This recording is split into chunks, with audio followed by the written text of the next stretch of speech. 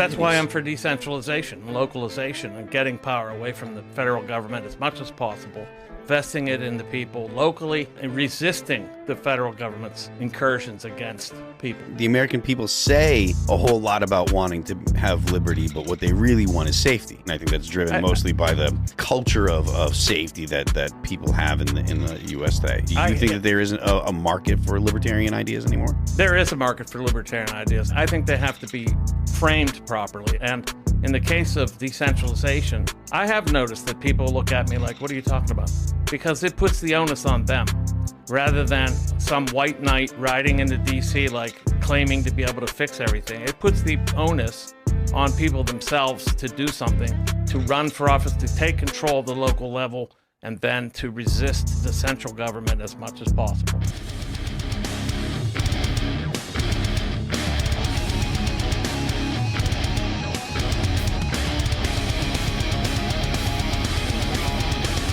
Welcome to the Drop the Mask podcast, dropping knowledge and infiltrating the hive mind of mainstream thought.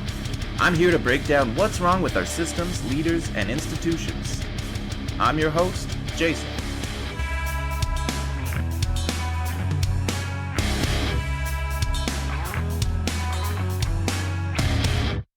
Welcome to Drop the Mask. I'm very excited today to welcome this next guest. He is a former NYU professor, famously ousted for calling out the overboard political correctness culture.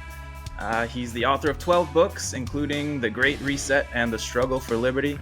And among other things, he is now running to be the Libertarian candidate for President of the United States. You might have heard of it. So Dr. Michael Rectenwald, thank you so much for joining me today. How's it going? Great, Jason. Thanks for having me. Yeah, my pleasure. So running for president, to me, it sounds like, let's say, an exhausting undertaking with not too much reward at the end. I mean, personally, I wouldn't want to be president, but so I have to ask, why? Yeah. Why would you do this to yourself? I mean, I'm running to be the leader of the liberty movement, to spread the gospel of liberty, to move the Overton window toward liberty, to enhance the membership of the Libertarian Party, and to conduct a 50-state or even international messaging campaign. That's good. And how is that going so far? How do you feel?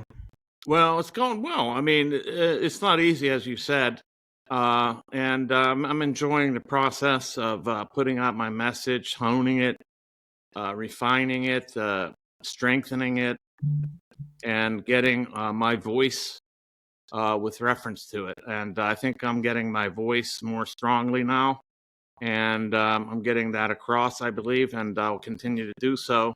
For example, I'll be in a roundtable.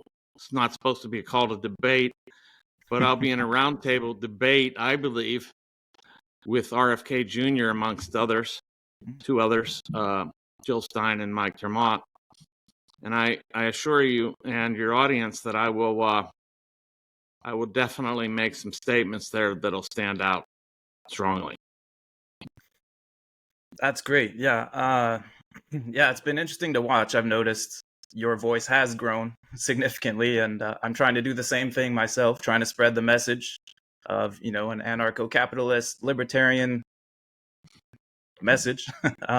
Yeah, amen. And yeah, I've seen it from when you started to now. It's grown. So congrats on that. Thank you. I've heard you say that you had no intention to run for office before, and the LP just called you up and recruited you. So tell me about that call. Not the LP itself now. I should be very clear here, because I don't want to perpetrate or repeat any fallacies. It was the Mises Caucus. If that's a no-no. Yeah, that's a no-no. So it was the Mises Caucus of the LP. Okay. Yeah. And they recruited me. I never had any political ambition at all. Mm-hmm. So this was not a vanity campaign. This is not about enhancing. I already had a platform. This is not about that. In fact, it was a much more comfortable platform, which made more money than I'm making now. And that was rather nice. It was rather comfortable, but I took this on and ventured to make some changes and to grow, personally and individually, to stretch my capacities and to make more of a difference in the world, I think. I was writing books and giving talks for various organizations, especially the Mises Institute, and I continue to write for them. I was doing a lot of work with Hillsdale College. I was a distinguished fellow, but that had an end thanks to the campaign. And writing books, and I lost my publisher over some of my positions, especially with reference to the war on Gaza.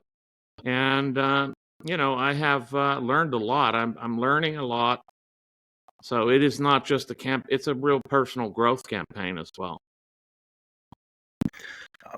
What would you say has surprised you the most about doing this? Maybe something you didn't expect, either positive or negative. Well, I'd say the most disheartening part is the kind of divisiveness and I would say trenchant bitterness within the Libertarian Party, and some of the intra-Nicene warfare that goes on in there. And that surprised me a bit, but it's not debilitating or anything. It's not going to stop me. Beyond that, I would say a little bit surprised by the weak sauce, excuse my language, but the weak sauce of some of the other candidates, frankly. I don't find their messages appealing. I got to be honest. I think they're just kind of like parroting sort of patent cardboard cliche platitudes and libertarian platitudes that mean nothing in the current context. I just don't find that at all illuminating. So that surprised me a little bit. That's about all that surprised me. What's invigorated me is the some of the feedback I've gotten, but also just the learning experience that it's involved. Good. And yeah, on the other candidates, since you brought it up, yeah, during the debate that I saw in Arizona, all the attacks, it was mostly friendly, right? But all the little attacks, little jabs that came in were mostly directed at you. Yeah. And to me, they just seem kind of disingenuous. For example, Jacob Hornberger brought up some article that you wrote about what Republicans should do about the border and stuff like that. And basically, if I understood his point correctly, use it to attack your stance on the border and building a wall and so on. So can you tell people what's that about? What's going on there? Well, that was an article I wrote for Chronicles magazine, and I was saying what a Republican might do with reference to the border. But it wasn't my position as a libertarian at all. But I was saying that, the right might do this, and I think this would be part of their campaigning for a Republican candidate. And so it wasn't like a recommendation. It was more of an analysis. Most of my work has been analytical and not previously really political as such. Mm-hmm. So, and he's really attacking my position on immigration anyway, which is not the open borders typical default position, supposedly default position of libertarians. I just don't think it's tenable in the current conditions. I think the current conditions belie the possibility of such a policy. But more than the practical exigencies here, I think that politically and philosophically, it's just not. It's not valid. I don't think it holds up to philosophical scrutiny because it doesn't regard the property rights of those people who have paid taxes and so forth, and it treats citizens like they're garbage. while ruling out the red carpet for those who would basically infringe their property rights. That's how I see it. Yeah, you were on Timcast the other day talking about that, and you said that open borders isn't the libertarian position, and I know that's a pretty contentious topic among libertarians. So, Right. can you explain a little bit more? You said that it's infringing on the property rights, and I think maybe one of the counter arguments you'll hear is, well, there's public property, right? So how does that infringe on the public property rights? Well, public property is state-controlled property, and state-controlled property is property that's effectively stolen because it's paid for by taxpayers. So rightfully, they own it, and likewise, rightfully, they should have control over it, and therefore, they should have a say in immigration into that property. And my position is an invitation basis immigration policy.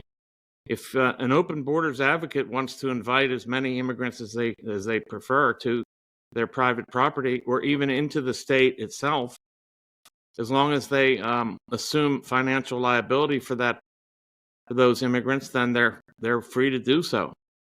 So it should satisfy both the open borders people and the restricted borders people as well. There's nothing inherently libertarian about open borders, I don't think. I think that's just a default position. That's almost a reflex action, a reflex position that hasn't been thoroughly thought through by many of the advocates of it. But there are plenty of libertarians who have argued against it, and those include Stefan Kinsella and more predominantly Hans Hermann Hoppe, and even Murray Rothbard, who changed his position later in life about immigration, and especially in consideration of what he was talking about was the encouragement by the Soviet Union to have Soviet immigrants into the various satellite states in order to change the composition of the population there. But it was really Hoppe who elaborated the question more thoroughly. And the question is about, the typical position or default position is that, like, people, just like goods should be free to move across borders, which are arbitrary state-imposed borders, so should people. But there's a difference, and Hoppe makes this clear. The difference is goods that are purchased are by virtue of that they're invited, whereas immigrants who just cross borders are not necessarily invited at all. And we see that there is no real perfect analogy between goods moving and people moving, because people have wills and can move on their own accord without being invited. So the question then becomes, how do we make them the same? And that is by making it an invitation basis policy. That's how they become equated, not by virtue of just saying they already are equal. They're not. They're different. But more to the point in the current context is look at the disaster that this kind of uninvited and incentivized immigration that really is underway in the United States now. It's incentivized by social welfare, by all kinds of handouts, and cash payments and free housing and all this. Hornberger, for example, is always railing about social welfare, but he never seems to mention social welfare in this context. He always rails about the social welfare of U.S. citizens, but not the social welfare of immigrants. And that's very curious, I think. And it shows you there's a kind of a disjunction there. There's a kind of contradiction within that philosophy. He doesn't say a word about the social welfare being doled out to immigrants. And that's really unfortunate because, the citizens or taxpayers have paid taxes. And likewise, they've been robbed. So to have somebody then come into their public property that they've paid for against their will is to rob them twice. And everything that Hornberger said is effectively double robbery.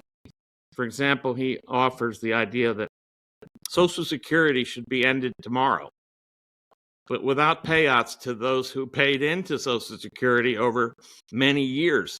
So say you have a 65-year-old or 66-year-old who's paid X hundreds of thousands of dollars into Social Security. Now you're going to tell them, too bad, you're SOL.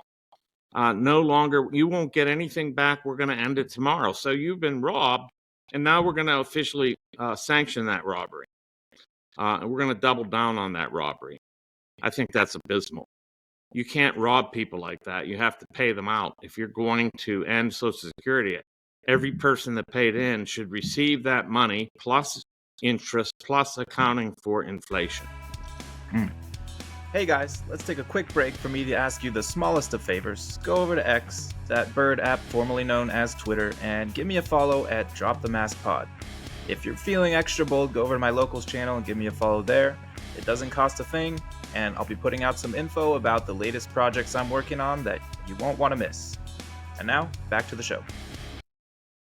So on the border, what can we do? I mean, we have a current status, right, where people are coming in by the tens of thousands every day, it seems like. And what do we do at the current moment? Do we just put up a wall and say no more? The first thing is to cut all social welfare.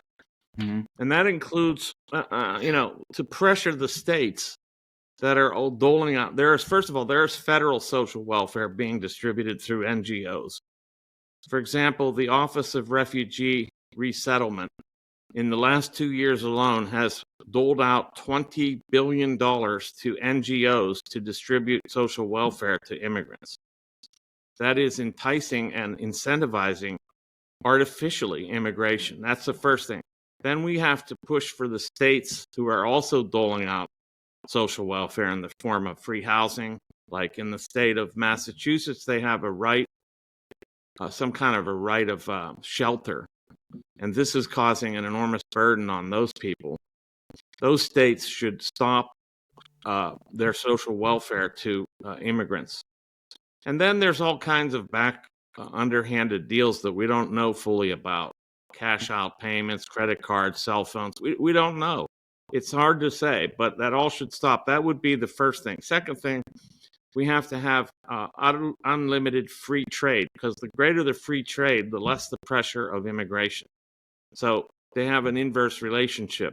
Increase free trade, it draws down the pressure of immigrants, because then you give opportunities to people in those countries that have been suffering because they don't have any industry or way to make a living in those countries. And then the third thing is to make it an invitation-based only immigration system, so that people have to be invited. How that would be done is really elaborate and could take time to work out. But it would be like a ticket you had a letter or you had a ticket. And there would be ways to issue these invitations. They wouldn't necessarily have to be by name, particularly for each person, but they could be offered by individuals to, or companies to people. That would include offers to jobs and or housing. So individuals are perfectly. It's perfectly within the right of individuals to offer charity to others, and this is encouraged by libertarian philosophy.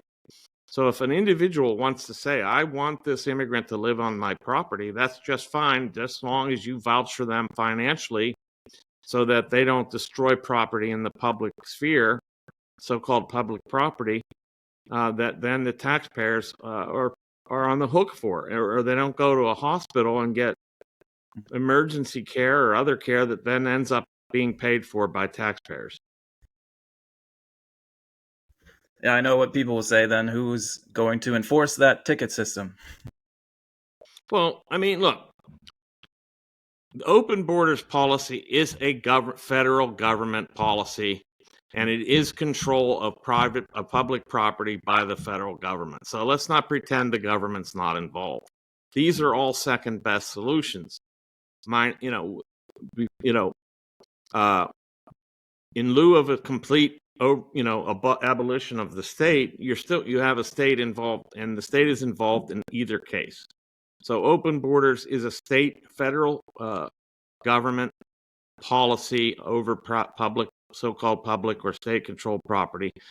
So the state's involved, and the other thing is, with the open borders policy, there's also a massive amount of state intervention that has to go for dealing with all of these immigrants, which includes increased policing, increased social welfare payouts, all kinds of strain on public infrastructure.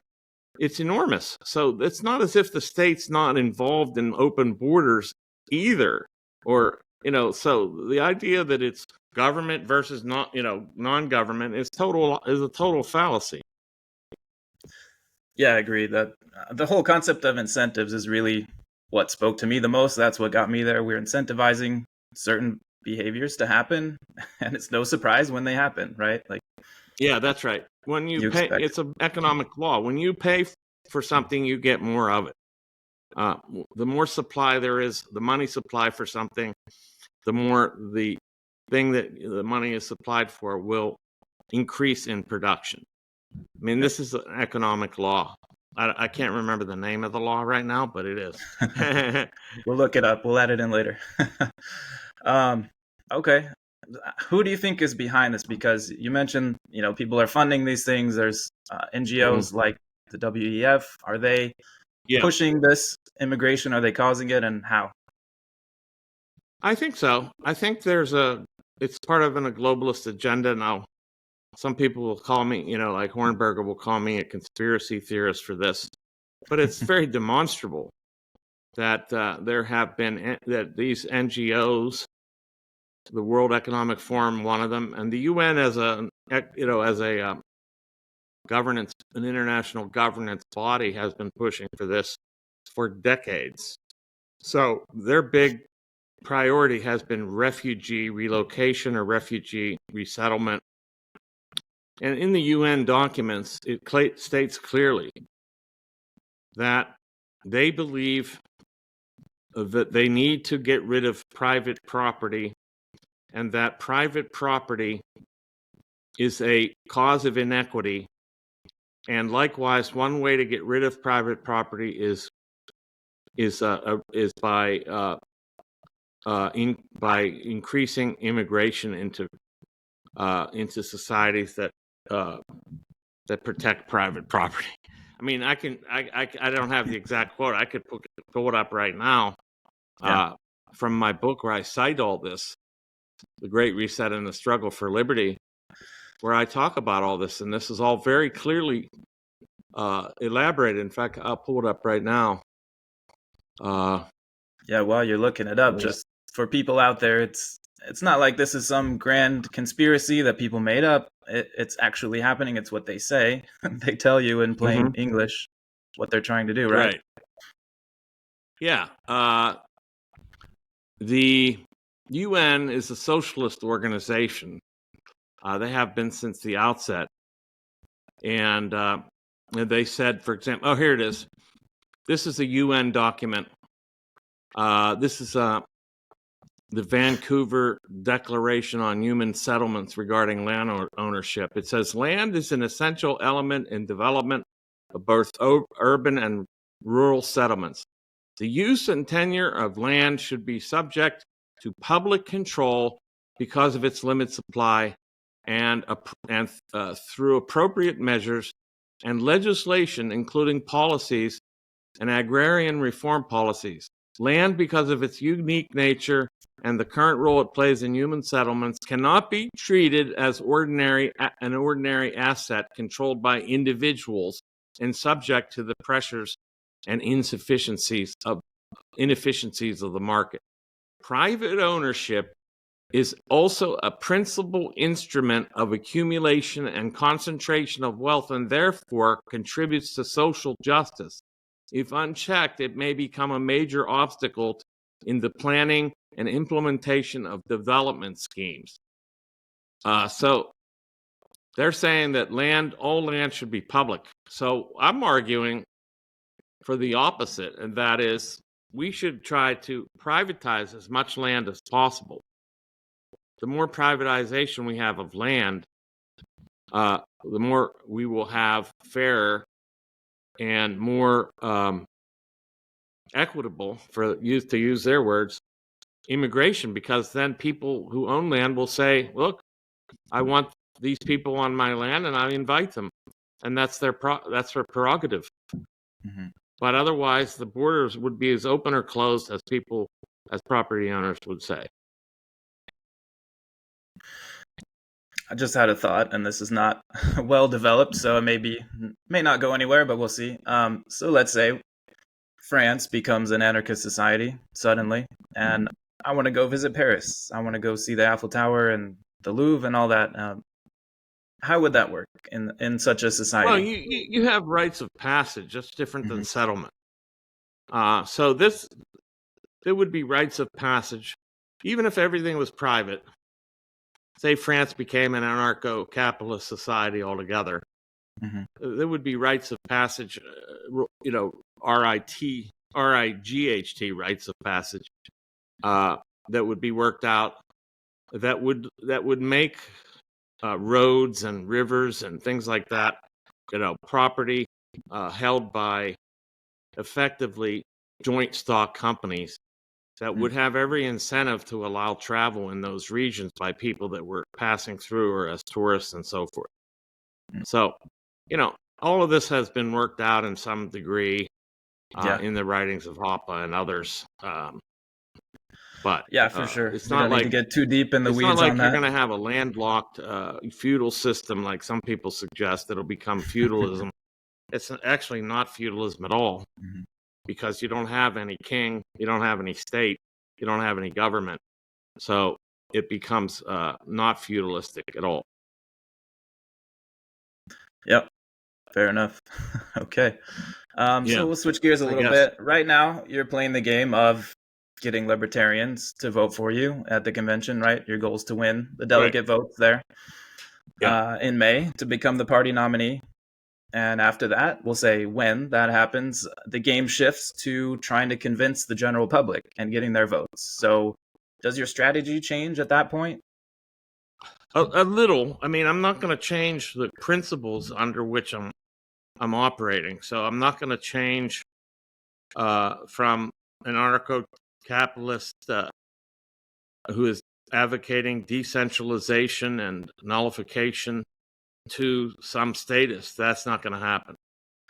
What I'm going to do is maybe change the way I approach the topics with slightly different rhetoric and appeals, mostly on the basis of contemporary issues like the proxy wars, like the immigration issue, like other outrageous robbery of the American public through onerous and taxation. All of it is onerous, of course. But, I face it with, you take the various issues that are plaguing us, and those are the insertion points. You're not arguing abstract ideals. You're arguing from the standpoint of where people are and what things are affecting them. So that's the way the campaign would shift slightly. Right now, I'm trying to get the party to nominate me to represent the maximum ideals of liberty, which I think the party needs to do.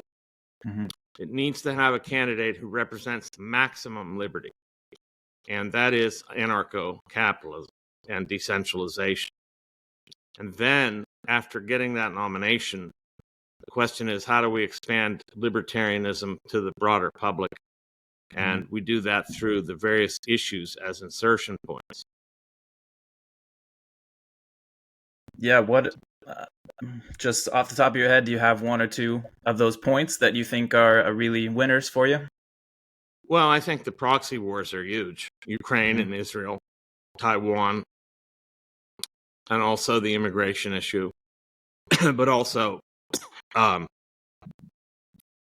just other elements of the security state that need to be dismantled. Most people agree that the FBI and the CIA and these other alphabet agencies are oppressive agencies. They're not at all. They're not at all serving the American people. They are serving their masters, and they're not out to preserve our freedom or do anything for our well-being at all. They're actually, the state is a monster that wants to, effectively it's a parasite that wants to suck everything out of its host that it can without killing it. But at this juncture, it's on the verge of killing it. And so the host has to get rid of the parasite. It has to reject the parasite. And in order to do this, people need to see what the parasite is and what it's doing to them. They need to see that the state is a parasite and that it's sucking their lifeblood out of them. That begins the process of dismantling it. So I would have a Javier Milei approach minus the weeping at the Wailing Wall. Yeah, that is, saw that. I'm not going to genuflect to any Zionist overlords at all. And that's what he's done, unfortunately. So I think that's it, basically in a nutshell what I will do.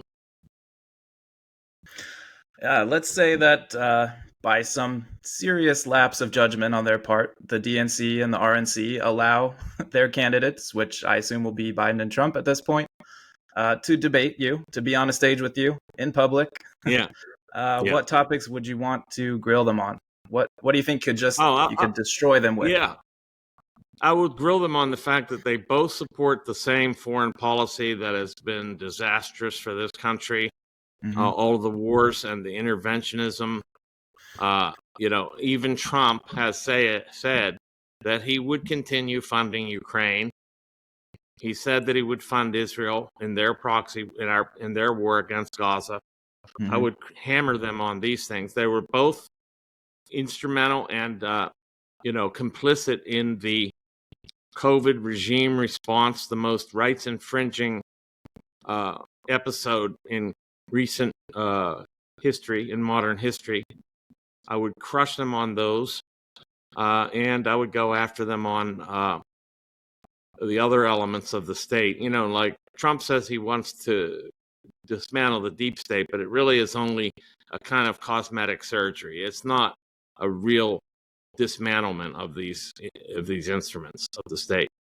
So I'd go after him on all that. Yeah, the Trump thing is strange to me. It's for all the things they've done to him to try to get rid of him, to try to ruin his life, he still doesn't seem to get it. So that's bizarre. But anyway, yes. Another candidate. He doesn't seem to get it, and he's still supporting the same, effectively the same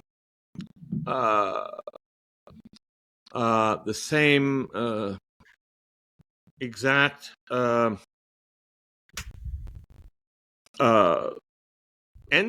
entities that have been assailing him. Yeah, so I don't get that. And another candidate I don't understand is RFK, who was really good on a lot of things, suddenly decided to go all in for Israel. And right. I know you probably don't have any special insight into him personally, but what do you think's going on there? If you want to speculate wildly, feel free. Speculate wildly? Yeah. Well, I mean, look, some people said he's probably an agent, he's or that he's deeply compromised. He did ride on Epstein's Lolita twice. Whether that is part of this, I don't know. There's information. I won't make statements about which I have no evidence, and I wouldn't be surprised by it if it were true. And but his stance on Israel is not in alignment with his typical positions on most things, where he seems to favor the so-called underdog. But here, he calls the underdog the most pampered people in the history of the world. To call the Palestinians the most pampered people in the history of the world is just it's disgusting. It's literally disgusting. So something's up, and believe me, in California, he will get an earful. I'm looking forward to that. I'm not going to give away the whole game, but yeah. They're going to ask some questions that are rather innocuous. Well, I'm going to answer the questions that should have been asked rather than the questions that are being posed. Great, man. I can't wait. One more candidate I want to bring up, Vivek Ramaswamy, was also pretty good on a lot of things. But he was on Michael Malice's show this week, and he mentioned something about, he suggested maybe doing the podcast circuit could have hurt his presidential run in a way that, because media would pull clips of him saying things out of context and they frame him up to look bad. What do you think about that? Are you worried about that for yourself? Listen, the minute the media starts to respect me, that's the minute I know that I'm on the wrong path. The minute they give me respect and treat me like I'm dignified, that's the minute I know that I have been I've been compromised, and that's not going to happen.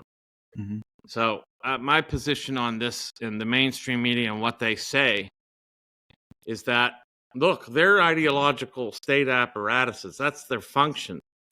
They're professional propagandists, and they serve the state, and they bolster the causes of the regime. That's what they do. I don't want their respect. I want them to fear me. And of course, they're going to smear all true dissidents, but that's their job. I don't expect anything else. Yeah, I think that's right. It's a good point. If they start respecting you, if they're not attacking you, then you're not in the right place, I think. So, yeah, good point. Yeah, if they're not attacking you, it means you're on the side of the regime. Yeah. And, speaking of the regime, and I've just received an email in response to one of my emails that went out to my list, that they think the Wreck the Regime slogan is too negative because we should be fostering, building wealth and, increasing. Yes, but we can't do all that until we wreck the regime. The regime is what stands between us and liberty. And we're in a dire situation with reference to that. Let's not kid ourselves. We're dealing with the most oppressive behemoth of a state that has ever existed in the history of mankind. It must be wrecked. And we can't even go at it with a chainsaw. We need to go at it with a wrecking ball. That's how bad it is. Amen, man. One more quick question, and I'll let you go. Sure. Just to try to find out who you are, because to me, I met you briefly at the convention in Arizona, and you don't seem like a politician, and I mean that as a sincere compliment. Thank you. But just trying to figure out more about who you are as a person. So who would you say are your heroes? And not necessarily political heroes, but just in life, who did you look up to growing up? Or who do you look up to now? My major hero is Jesus Christ, to be real honest. And I don't say that lightly.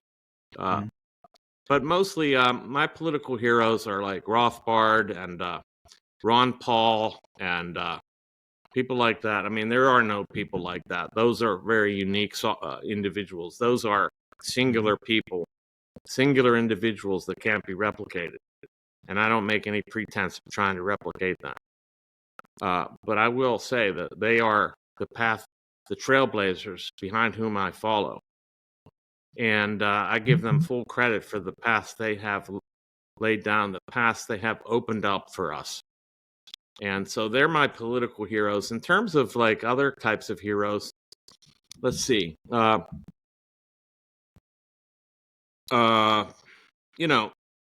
have artistic heroes. I've got musical heroes. I've got, cultural heroes and things like that. I'll just leave it at that for now. I don't want to get into all that because people say, I don't like that musician or I don't like that artist. And then I would get this this contrived opposition, which I don't need. So we'll leave it at that. All right. Well, then, anything that's given you hope for the future at the moment? Yeah, I think people are getting it. I think people are waking up.